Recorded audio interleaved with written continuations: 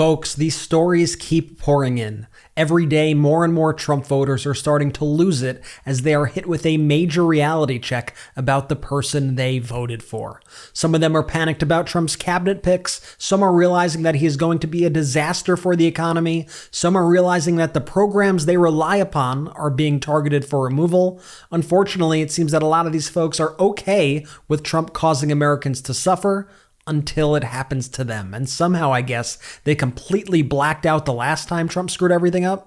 I'm going to share some of these stories. My name is Brett Meiselas with the MeidasTouch Network. Remember to hit subscribe and help us get to 3.5 million subscribers. Let's dive right in. Here's the first.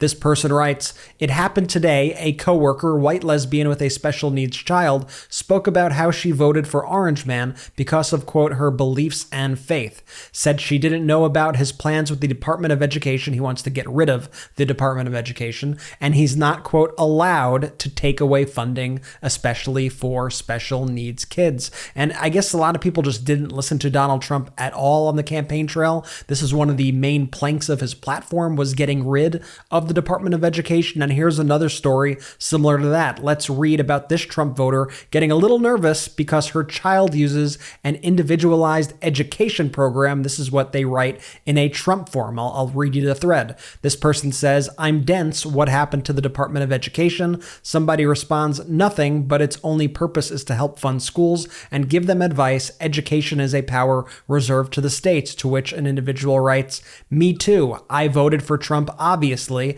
and agree with mostly everything, but I keep seeing stuff about this and getting a little nervous as I have a child with an individualized education program. I need someone who is smart on the topic to reassure me this will be okay without the fearmonger stuff I keep seeing." To which somebody on this Trump forum responds, "It'd be left to the states to manage and fund like abortion, so just move to a state like California if your state doesn't offer the education service you want. Yeah, everybody could just pick up and move.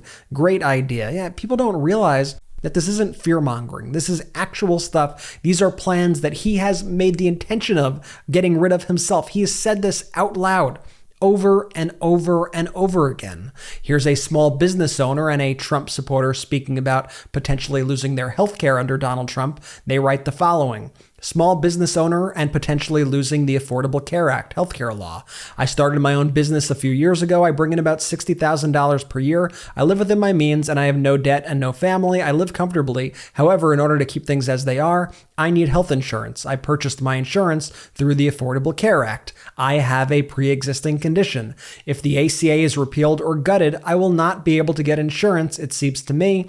Is there anyone in my situation? Have you thought about what you might do?" Well, perhaps if the ACA was important to you, you should have voted for the people who wanted to protect and expand the ACA.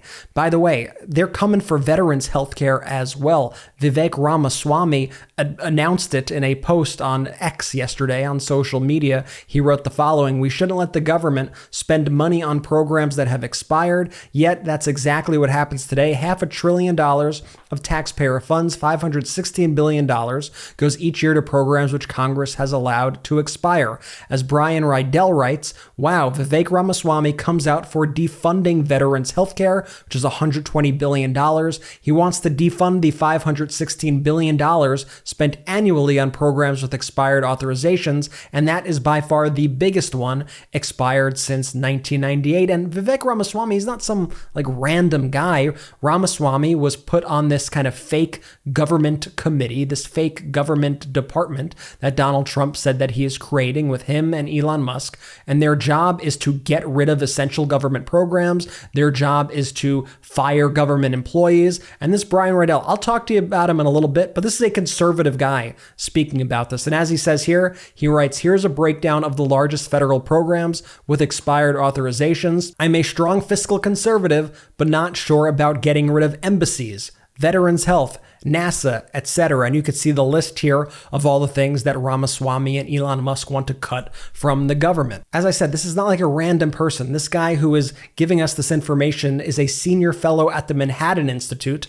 That's a conservative think tank, and he focuses on budget, tax policy, and economic policy. He used to work 6 years as a chief economist to Senator Rob Portman in Ohio, and he served as director of budget and spending policy for Marco Rubio's 2016 presidential campaign and was the lead architect of the 10-year deficit reduction plan for Mitt Romney's 2012 presidential campaign. So this is no liberal, this is no Democrat, this is the person calling out Vivek Ramaswamy, Elon Musk, and Donald Trump's plan to gut veterans' health care. Here's another comment that somebody sent in. A Republican friend just called me in a panic. She just read about the plan to cut funding for veterans' health benefits. 3 months ago, I told her that was the plan. She didn't believe the government would turn on veterans. I said to her, he calls them suckers and losers. What made you think he gives a damn about veterans? Her husband has numerous health issues and relies solely on the VA. I told her she'd better prepare herself for what's coming for her. I don't understand where these people get the idea that Republicans are good for veterans.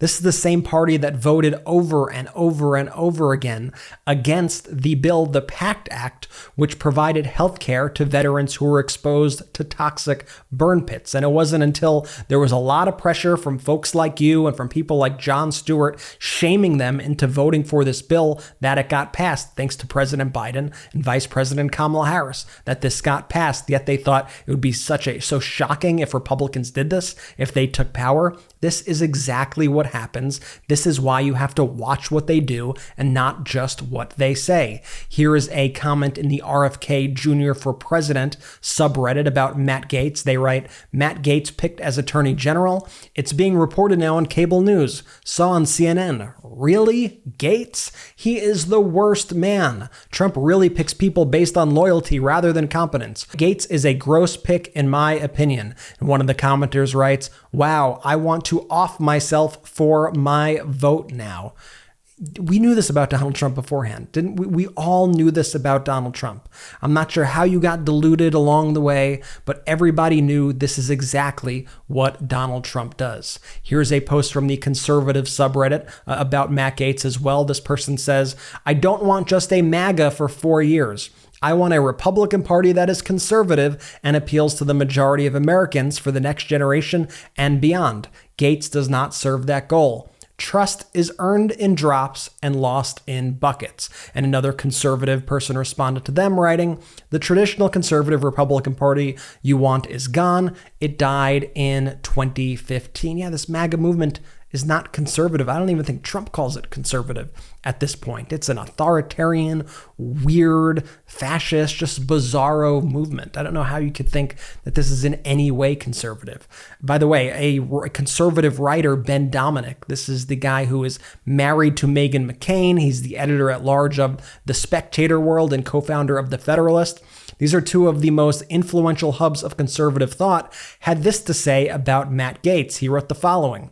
Matt Gaetz is a vile sex pest, and any senator who votes for him owns that. He says, I realize that we are occasionally given to hyperbole about the untoward nature of politicians, but let me be clear, Matt Gaetz is a sex-trafficking, drug-addicted piece of shit. He is abhorrent. His eyes are permanently rimmed with the red rings of chemical boosters. In person, he smells like overexposed Axe body spray and stale Astroglide. The fact that he boasted on the floor to multiple colleagues in the House of Representatives of his methods of crushing Viagra and a high-test Red Bull to maintain his erection through his orgiastic evenings is perhaps the least offensive of many of his crimes against womanhood and Christian faith. The man has less principles than your average fentanyl-addicted hobo. He likes them underage, and he is not ashamed about it. Ben Dominic not mincing words there about Donald Trump's pick, and you could kind of say a lot of the same things about Donald Trump if I'm being honest.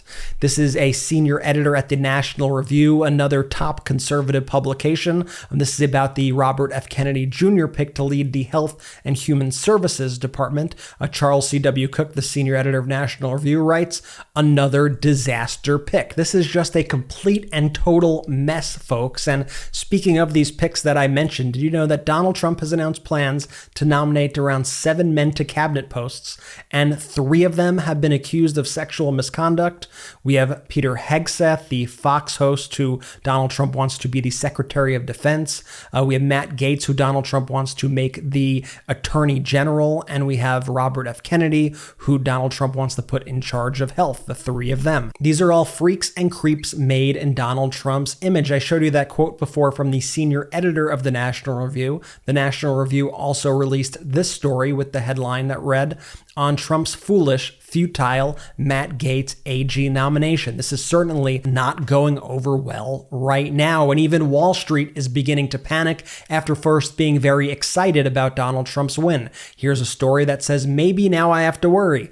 Wall Street execs freaked out over Trump announcement. It says, speaking with the hosts, Ross Sorkin, that's Aaron Ross Sorkin, he is a financial journalist on CNBC, said he was in a conference with Wall Street execs when news came down that Trump had chosen controversial representative Matt Gaetz to head up the Department of Justice. As he recalled, I was at a conference yesterday and there were a whole bunch of investors when the news came down, and I would say up until that moment, so many of them had a big grin on their face about where the market was going, the economy, all of that. When it first came across the phone, there were people, including, by the way, myself, who thought it was a parody account, who literally thought it was The Onion, and they didn't believe it, and the shift in tone went from, wow, we're going to have a great economy and all of these things, and I don't have to worry, to, okay, maybe now I have to worry, was like in the blink of an eye. And then all night it was the same thing with my phone lighting up from people in the business community who I think are still hopeful in their own ways about economic issues and the like, he elaborated. But when it comes to law and order, when it comes to the Justice Department and what this is ultimately going to look like, what prosecutions are going to look like, that threw a lot of people back on their feet. I don't know where anybody gets this idea that Trump would be good for the economy. He tanked the economy the last time. He's the only president other than Herbert Hoover to leave office with fewer jobs than when he entered. He completely crashed the stock market, left with massive unemployment, massive debt. I just don't understand this entire framing whatsoever. This is a person who shared the following texts. They wrote, my MAGA cousin who voted for Trump's texts in the family group chat with a lot of crying, laughing emojis. This person's MAGA cousin wrote, after reading the econ lecture notes, I've come to the conclusion that not only will grocery prices not drop, but the produce and other products will get worse. It's a lot to type and I'm in public, but will expand upon my reasoning later, but expect no longer finding green bananas. Good luck on citrus, especially since limes and lemons are exported. I think they mean imported. They're imported into the US.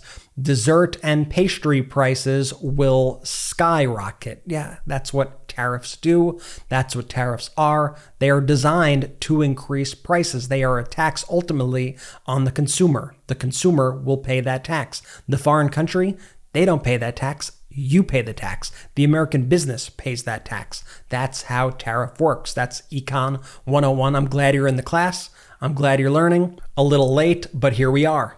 This person writes, MAGA neighbor came over and just a fascinating journey through the mindset. First, he was gloaty about how Trump was going to save the economy, whether I like it or not. Then annoyed, I said tariffs are dumb, and then sad when he learned what they are. Then angry, I said I can afford them, whether he could or not. Incredible to watch a guy lose morale in real time on learning that actually the people around him will not suffer more than him and might suffer less. And that's what I said at the beginning. A lot of people just kind of want to see other people suffer more than them. And once it affects them, that's when they start getting angry. That's when they start getting upset. That's when the regret kicks in. I wish it didn't have to come to that. I wish people could acknowledge that nobody should be suffering, but that is the mindset of these Trump voters, or at least far too many of them. Here's a company announcing that they have to do cutbacks as a result of these tariffs. They wrote the following email to their team. Team, in light of recent events regarding the election, We are now facing severe headwinds in the form of tariffs that would adversely affect the company in 2025. Tariffs on the order of 20 to 100% are in play for 90% of our supply chain vendors. VPS pays tariffs directly as a tax, which will negatively impact sales and profits once implemented. To prepare for this looming challenge, VPS is pre-ordering a surplus of inventory in an effort to delay the impact of tariffs. This investment will tie up cash but position VPS to hopefully weather the coming storm of increased supply chain costs. Sadly, this means there will be no Christmas bonus this year. The future is uncertain, and we must take the actions necessary to protect the company. We're sorry to be facing yet another period of hardship and sacrifice. Thanks for your loyalty. And then they give an explainer of tariffs from ChatGPT. Okay, well, we're seeing this actually a lot. We're seeing a lot of companies have to cut back, not give bonuses, trying to hoard all their kind of supplies and inventory right now in anticipation of Donald Trump's tariffs. And here's a story from Fred Wellman, who works with us, a contributor here at the MeidasTouch Network, host of the On Democracy with FP Wellman podcast, and he shared the following story from a friend.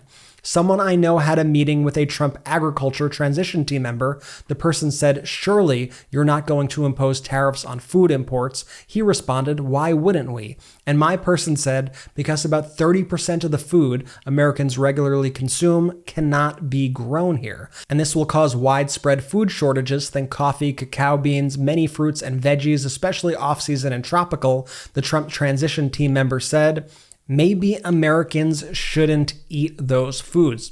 If that doesn't give you an insight into the mindset of this administration, then I don't know what will. Trump, meanwhile, is expected to try to eliminate the electric vehicle tax credit. That's the tax credit of up to $7,500 on new electric vehicles. This is apparently one of Donald Trump's number one priorities. This caused the Tesla stock to drop by nearly 6% yesterday. And you might ask, is Elon Musk upset by this? Elon says that he's cool with it, and I kind of understand why he would be. And Tesla got to take advantage of these tax credits, and now it's his competitors who are really the ones who are getting screwed. Meanwhile, Elon has a front row seat in the government. He is, for lack of a better word, steering the ship right now, along with Donald Trump. He has all of this power. I think this is the least of his concerns of the moment. This next Trump voter is concerned about their grandmother being deported. This person shares, "My friend who voted for Trump was crying because his grandmother may get deported back to Colombia. All I could say was, you can visit her." You have to think about other people in your lives when you go into the polling place. You have to think about other people. I don't know how many times I could possibly say this. Now, I want to show you, as the United States of America begins to abdicate its leadership on the global stage, as Trump's administration will threaten Ukraine, will back Russia, and will change the entire dynamic of everything going on in Europe, the international community is rising up. They understand that we are going backwards here, but they are making sure that they are going to keep up the fight. So I just wanted to share with you this clip. This is a member of parliament named Ed Davey, who is questioning the Prime Minister of the UK on his plan if Donald Trump were to abandon our Ukrainian allies. I just want you to watch this. A senior advisor to President-elect Trump, Donald Trump Jr., has shared a post on Instagram that declares that President Zelensky will soon, within the next few weeks, lose his allowance. If the Trump administration does withdraw support from our brave Ukrainian allies, will the UK and Europe step up to fill the gap? Will he seize frozen Russian assets, not just the interest, but the assets underlying that, so we can fund a huge boost to the Ukrainian forces in their fight against Putin's war machine? Mr. Speaker, as he knows, we've been resolute and strong in our support for Ukraine in the face of Russian aggression.